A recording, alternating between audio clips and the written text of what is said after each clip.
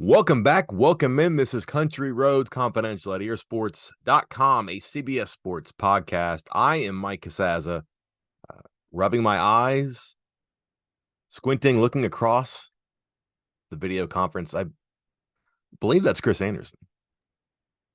Long time no see. Long time no talk. Yeah, how about that? Nothing has happened. It's been very calm since, yeah, it was kind of a weird, let's see, baseball fell apart. You had the basketball thing.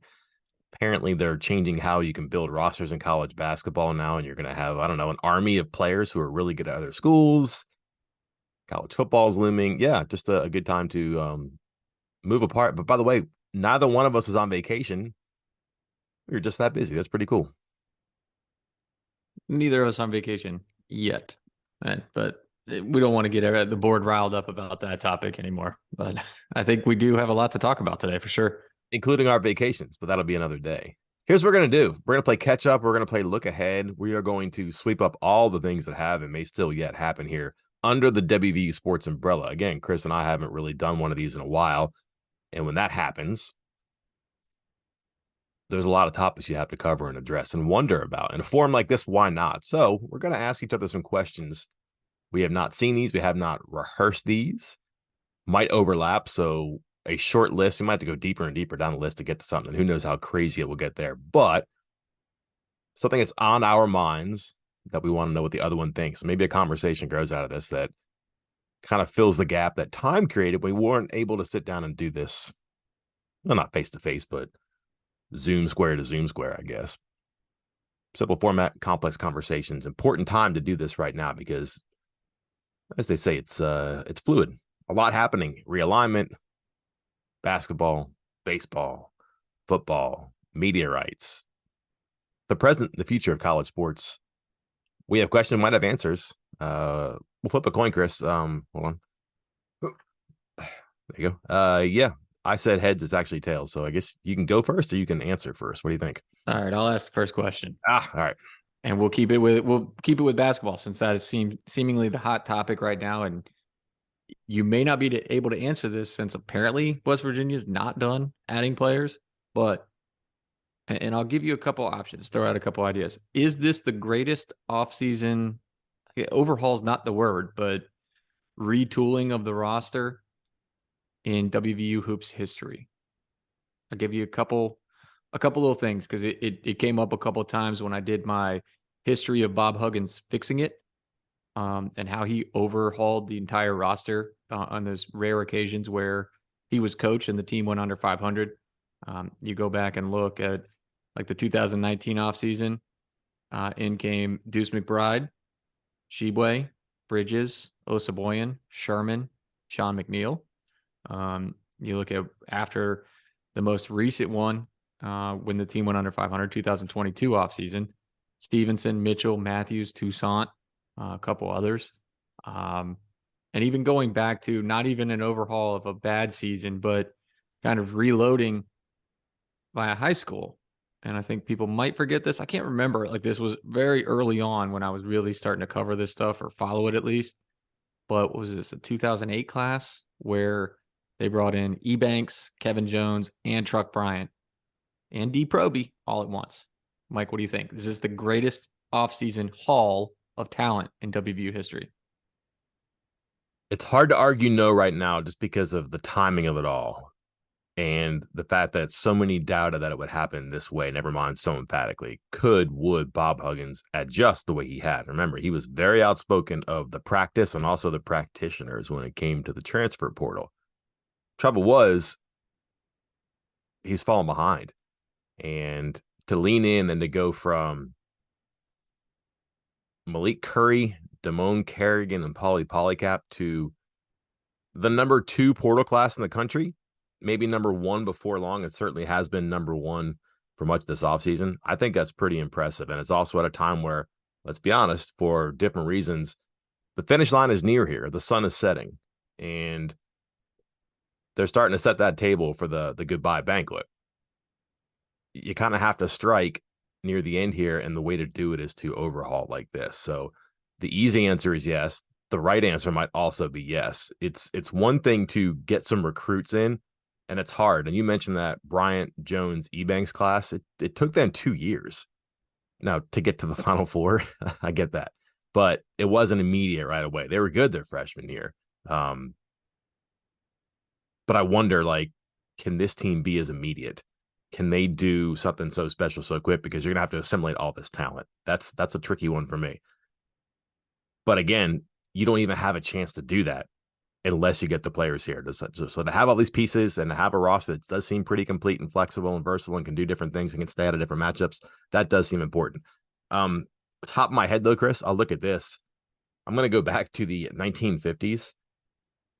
You have a generational player like, I don't know, Hot Rod Hundley, 55 through 57. You're thinking, man, he'll never be that good again. You have a generational player, Jerry West, 58 to 60. You think, oh man, it'll never be that good again. You have a generational player, Rod Thorne, 61 to 63. You think, oh, it'll never be that good again. You're talking like top 7 scorers in school history who came back to back to back. And I'm not sure that like it satisfies the answer you're talking about, but to line up those 3 players, to have someone you say you'll never ever top it again, like Hundley, and then to get West, who you'll never ever top again, and then okay, maybe Thorne isn't as successful as those two, only 1,700 career points, and to have him third in line, that's pretty damn impressive when you think about it. Like singular talents like that for West Virginia basketball at that time of the evolution of the sport, to have one is sweet. To have 3 in succession, that goes a long way toward rebuilding. I don't know, but certainly sustaining the success and getting a program going somewhere. You can look back at it, 60 years later and say, wow, that was pretty interesting. Could that happen again? Can you imagine having 3 of the top, I don't know, 6, 7 players in school history spread out over 9 years right now? That would be a pretty impressive rebuild. Nice job making sure to reach all of the demographics of our listeners, Mike. Solid job. Getting all the age groups. Man of the people. Yep. Okay. All right, your turn. All right. Stick with basketball. Sorry, Chris, I'm going to do this to you. Over under 1.5 seasons for Bob Huggins. Oh, I said sorry.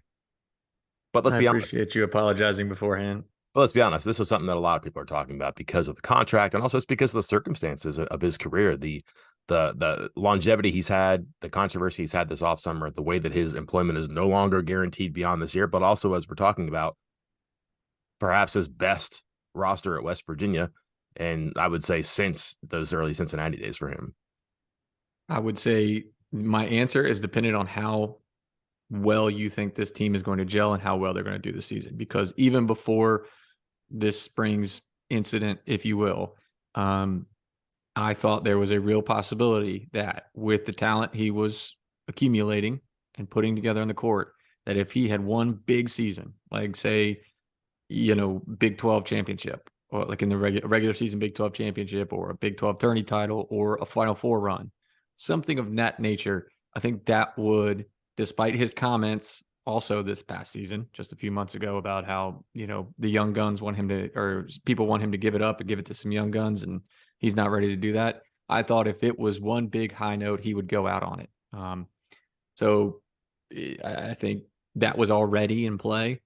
And then you add in what happened this spring with his comments. I think that maybe, makes it even more likely, because then again, it's a lot more going on for him. It also eases it up on the school with the changes in the contract. So I think 1 year is a real possibility, and it's kind of dependent on how this team does. Because I think if the team does not do well, or is okay or good, and but not great, that itch might still be there, and he might still have a desire to keep going. And I don't think the school is going to try to push him out with a good year and no other, issues. So I'm trying to find a way to cop out on this answer. I'm not. I'm going to say over, because I do think this team's going to be good, but I think it would have to be something spectacular for him to say, okay, I'm good. I'm done.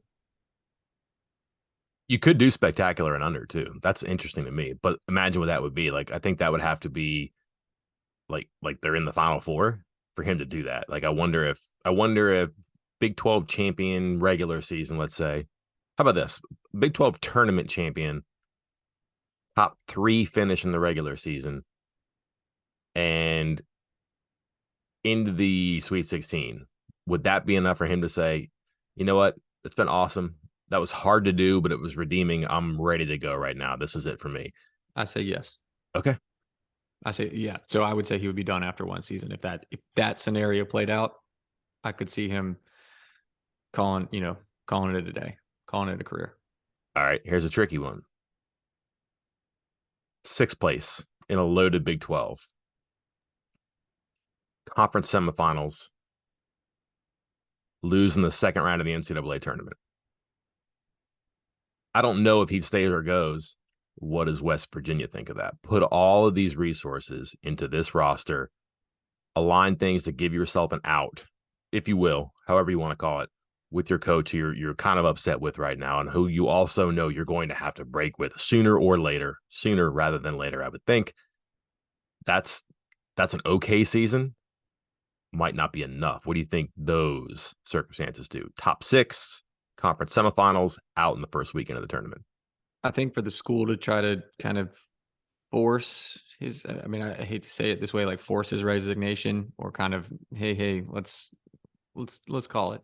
It would have to be a wildly underwhelming season and or another issue off the court. And so I think if you put that scenario you just played out for me, a season that's NCAA tournament team second round, better than it was this year, but not quite what everybody was hoping for. I think that's still not enough for the school to kind of push him out, and it might keep him, pining for more, thinking, hey, a couple of these guys have actually more than 1 year of eligibility. Let's go back to the portal again and try to do it next year.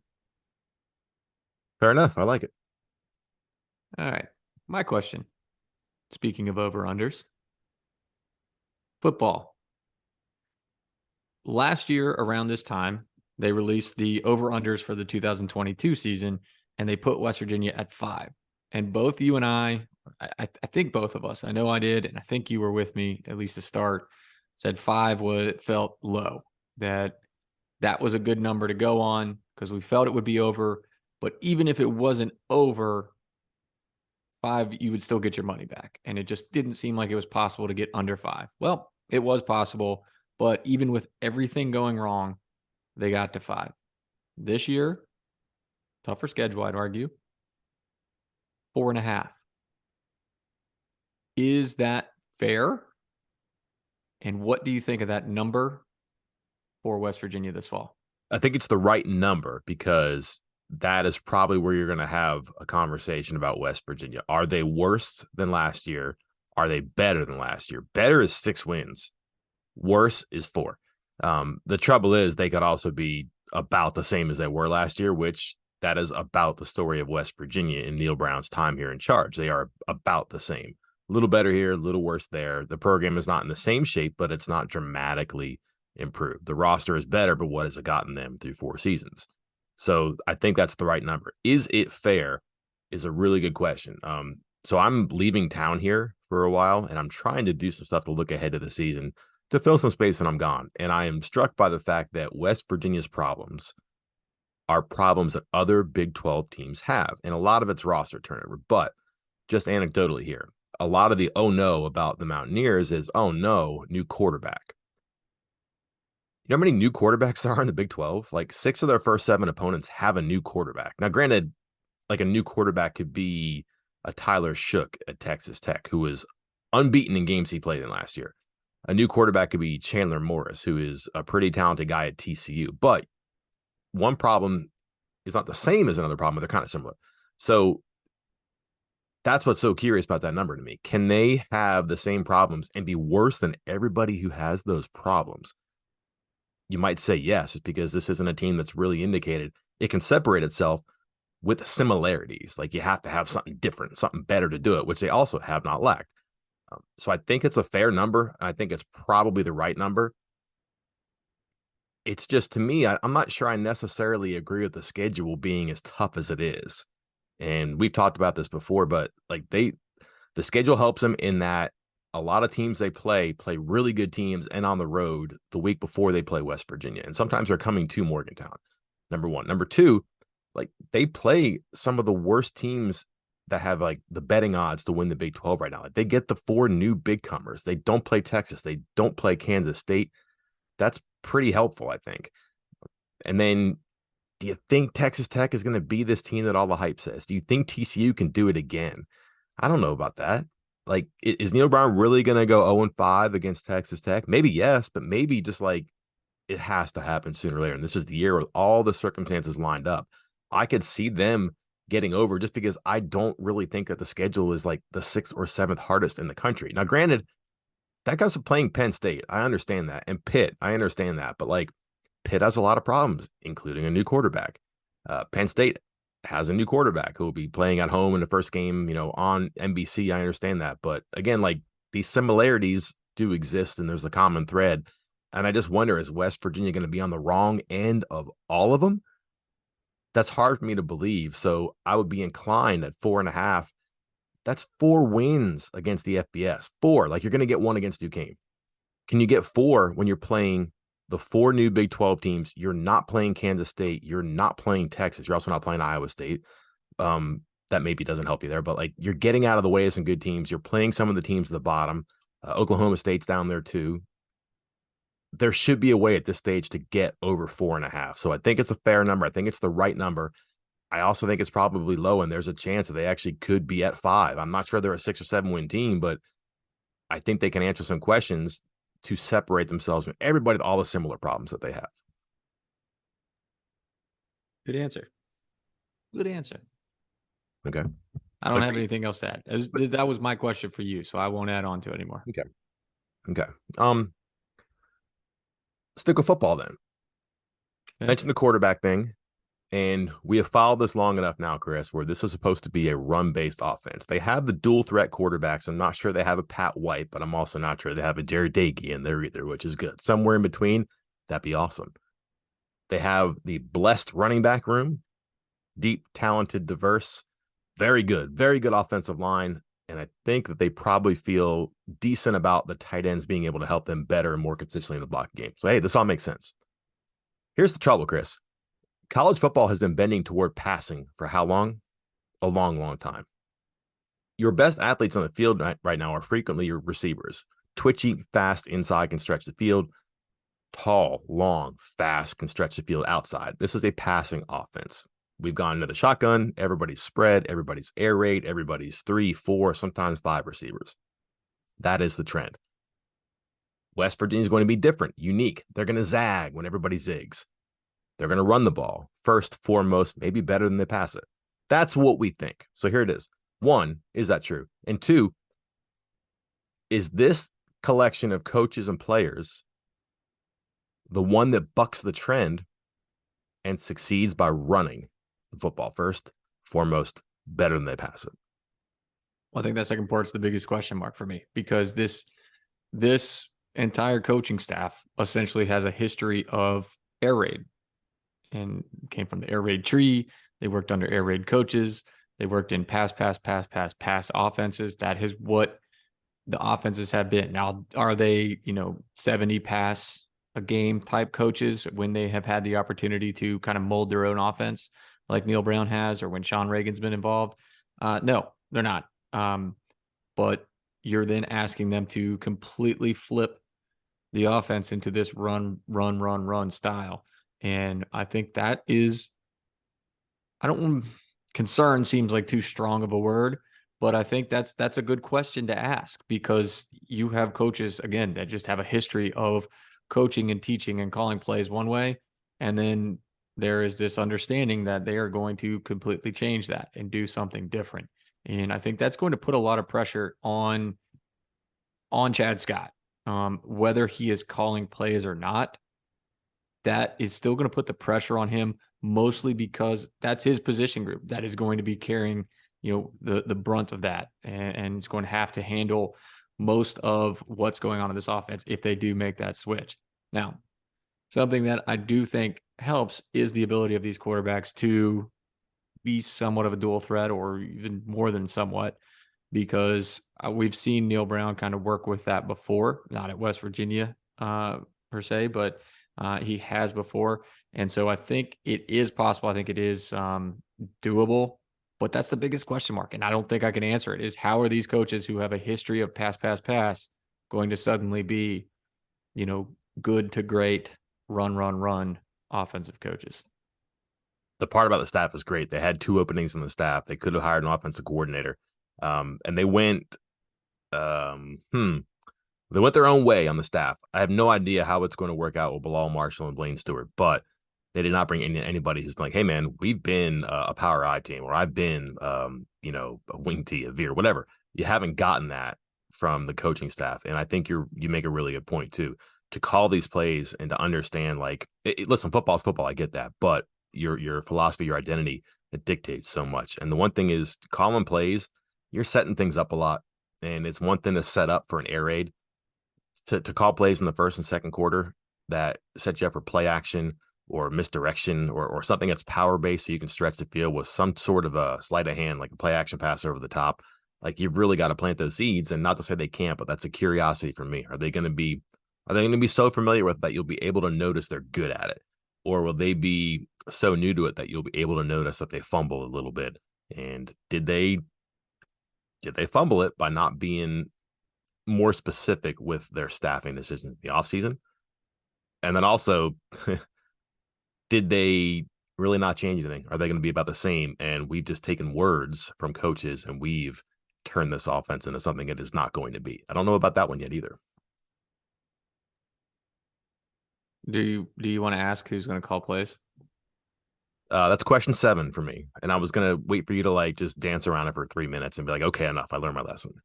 I was going to say everybody contributes to the offense, Mike. That's the answer. Everybody. Yeah. So like, one person has the formation, one person has the motion, one person has the snap count, and then one person has like tempo or not. There you go. Perfect. All right. So I've asked a football question, a basketball question. Let's go baseball now. Let's go. Let's cover all our bases, if you will. There are some things, obviously, that work against West Virginia when it comes to putting together a competitive baseball team, and those being geography. Like, again, it tends to skew towards teams that are in the South that can play baseball year round, that don't have to worry about winter, all that stuff. Winter weather, if you will. But what is it, or what are a couple things that make you think, Michael, that WVU baseball can sustain this type of success? And what I mean, this type of success, let's not say, top number 6 in the country like they were last year, or Big 12 champions, because the Big 12 is slightly down this year from where it usually is. Let's say, what makes you think West Virginia can do to sustain top 25-ish expectations every year? Got a really good eye for pitching talent. One, not all Alec Manoahs and not all Michael Groves, but like, they do have a thing right now where you look at it and they're getting 6'4", 6'5", 6'6", 6'7", 6'8", but like, you're talking tall, powerful arms. They're going to grow into their bodies, and they're going to be like legit mid-90 Friday, Saturday guys when they hit their junior years. I think that's one thing. They have an eye for it, and they know what they're looking for. And it's an arms game. I know that we have the metal bats and all that stuff, but even good pitching, allowing like 4 or 5 or 6 runs is okay sometimes when you have an offense that can do some things, and that's the expectation in college baseball. That's one. So I think they have an eye for talent, and they have recruited well. Like, Mazey's success has been up, and there have been some down years in between. So yes, success, consistency, that's one thing. I understand the question there, but like, they've always had pretty good talent. And now, like, it's not just a small number of players in the class. It's really good classes with really good cores of pitchers, of infielders, so on and so forth. That's one. 2, the facility. Like, the ballpark makes a difference now. And just as proof, Louisville baseball, very good. Like, just do a quick Google of Louisville baseball and how they've been, and then look at what they are saying about the program right now. Like, the coach has got his hands in the air, just kind of frustrated, and wants to know if they're going to commit to it because he doesn't like their facility. Not a problem with West Virginia.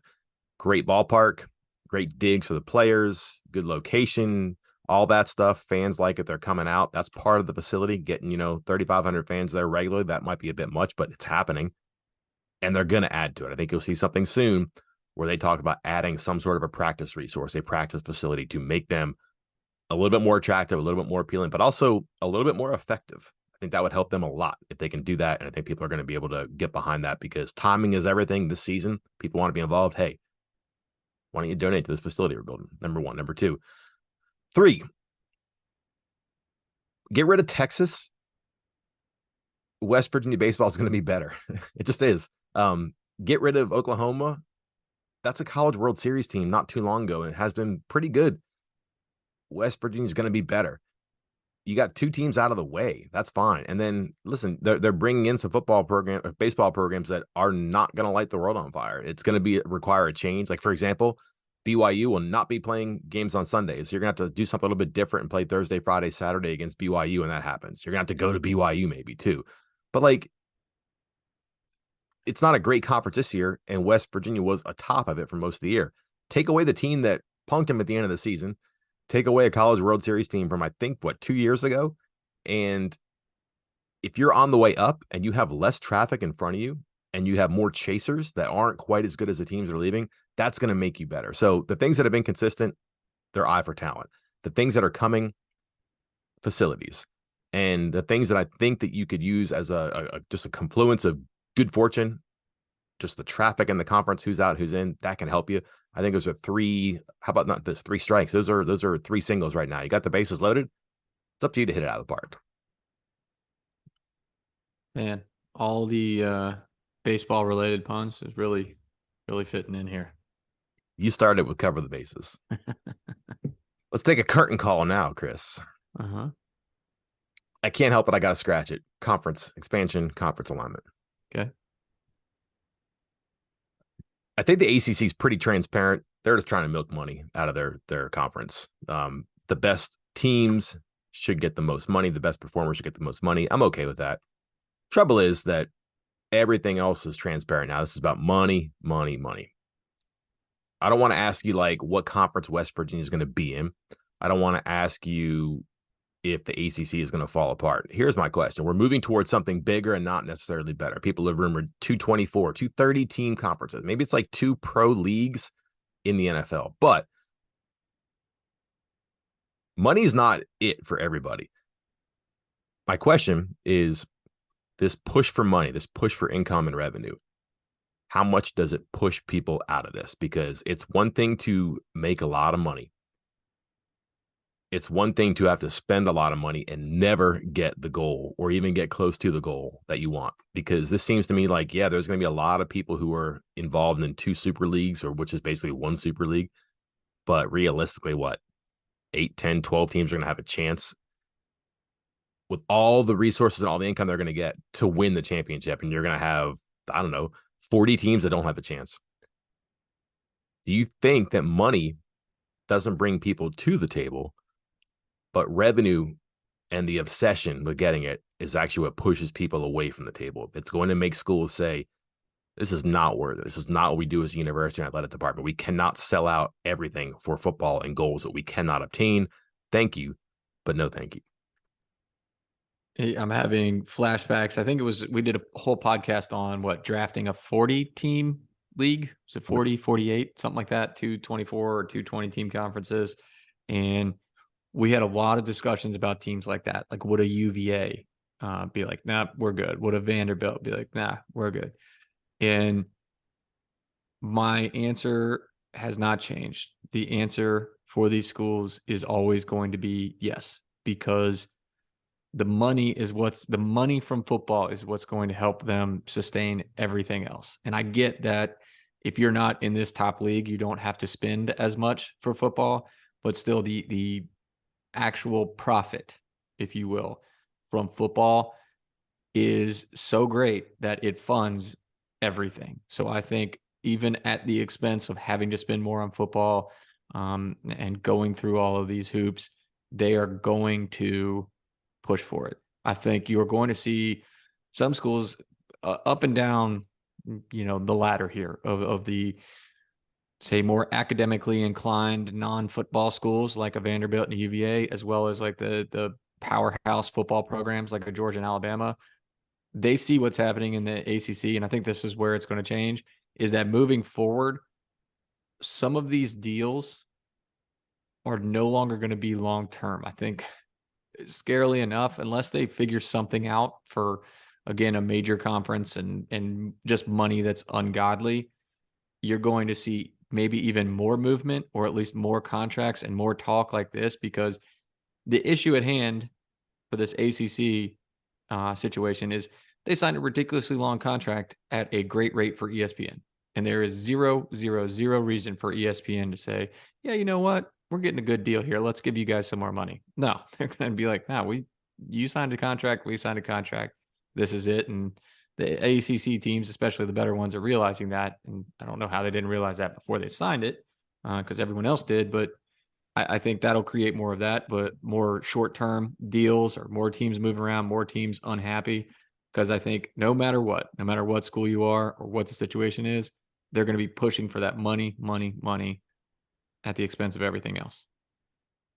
Okay, that's noble. I get that. I understand that too. At least it's authentic, consistent with the schools. Revenue sharing, that, or I guess the revenue distribution. I think that's a wedge that could really push this away from the table, though, because if all of a sudden you're spending the requisite amount, you have to spend so much, and perhaps they tie reinvesting into athletics as part of the incentive program. Like you have to spend this much to get this much revenue. I think that could be really hard for some schools to reason with, like why they would do that. And then all of a sudden, if you're Wake Forest and you find yourself in a conference with like Utah, why are you doing that? Like what's the deal? Like, what are we doing here? This doesn't make any sense for us, our fans, our players, student athletes. Sorry. It's a strange thing to me. I think you're right. I think it's short sighted and maybe optimistic of me to say people won't chase the money. And I think there's probably a select number of schools that would have thoughtful conversation about this. I just don't know that there's so many that it would really move the needle. But a neat question. I think you have the right answer though. Do you I have got oh, I was gonna say any more wild cards? 1, 2, while we have some time here. I got one more one for you that I had. Again, we were doing 3 questions a piece, but I made 4 just in case we had some overlap, because we do tend to ask the same questions or have the same answer sometimes. This one might be easy. I don't know.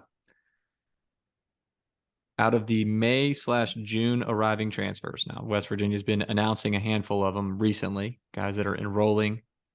Who will have the most impact? Okay, can't pick any of the guys that arrived back in January. So that is going to leave you with, here are your options. Who is going to have the most impact out of defensive lineman Fatorma Mulba, cornerback Beanie Bishop, edge rusher Tyron Bradley, safety Anthony Wilson, defensive lineman Tamiwa Durojaye, wide receiver EJ Horton, or wide receiver Noah Massey? So my instinct is to say EJ Horton because they don't have someone like him, but I just don't know that they know how to use someone like him either. It'd be cool to say, hey man, here's a burner, a guy who's like a 4-3-ish guy that can go deep and catch it. But can they do that? Can they connect? I don't know. I've been kind of like very intrigued by Bradley. There's something about his growth from first year to second year and the fact that he did not look like an FCS player anymore, and now he's not an FCS player. And that's kind of what they need. They need that big, intimidating guy on the edge and who could stand up, who could be in a 3-point stance, who can be off of a tackle shoulder or a tight end shoulder and make some plays and chase things down. I think they're going to be okay in the middle of the line of scrimmage. And if they can get like another force on the outside, that would be really interesting to me. The question is, can he transition? Because, yeah, he didn't look like an FCS player, but all of his opponents look like FCS players. That's not going to be the same situation for him now. Can he overcome that? I don't know. There's a whole lot about him that I like as far as potential. And I do think that the coaching there, whether it's Andrew Jackson or maybe sometimes Jordan Leslie, who was a defensive line coach, he is the Bandits coach, but I mean, coming from the edge and being a pass rusher, he knows about that. And can they scheme it up to spill some action to him or to spill him into the backfield or anybody in that edge? But there's a need there. They don't really have that guy, and he kind of fits that mold or fills that spot. Um, Too many corners and safeties for me to like pick out one of them, like which one of those guys is going to be the difference maker, but because they kind of blend in. And I don't see a guy that blends in like this one here. It just seems like his growth as a player statistically and his size from year to 1 to 2 sets him up to transition and be a factor, I think, and it's up to him, but I think he'll be in position to be in position. Good From answer, because I'm with you on the defensive backs thing. I was thinking my answer would probably come down I wanted to say like Beanie Bishop or Anthony Wilson. Like I feel like they've been the more accomplished players at this level already than some of the other guys that are arriving this summer. But like you said, I mean Bishop is one of what, four corners coming in and a couple safeties coming in with Wilson, and safeties got a lot of returners back there. So how much time, or is it such a clear path that they're definitely going to be starting? I don't know that answer right now. So part of me wanted to go that way, but I'm like you with one of your guys. Bradley I'm intrigued by too, but I'm very intrigued by Horton in that he is something that they do not have right now. And when you are that, when you are something they don't have, that kind of clears a path for you to get on the field and make a difference. Yeah, I just don't think he's the guy that's got to run routes. Like, don't make him run streaks and those low slot fades. Like, I would be handing the ball or throwing him screens, and I just haven't seen that. But maybe they haven't had a guy like that. We'll see. Final one for me, Chris. How much do you miss John Higgins? I First off, didn't he we did this with him on, and I was trying to find the video when they announced his retirement where we talked about the three blind mice and it wasn't who everybody thought it was. And actually, like Higgins in West Virginia's history with Higgins, or at least recent history, the stats I had available, they were, West Virginia was like 4-3 in Higgins's last like handful of games, with like actually fewer fouls called against them than in typical games. And I know that's hard for a lot of people to believe, but it was true. Um, at least if my memory serves me correct. I mean, I know we wrote something about it, but I think it was, again, it was the showboating and him being at every game every night that really riled people up. And it makes me nervous as heck that he is going to be mentoring and raising the next generation of referees. Because again, I don't know how many, quote unquote bad calls he made. I don't think he was like bad in that sense. Like I think he was an accurate ref most of the time. I think a lot of the times it was him kind of wanting to just be involved in everything. And again, it's not showboating, but just interjecting himself in the game.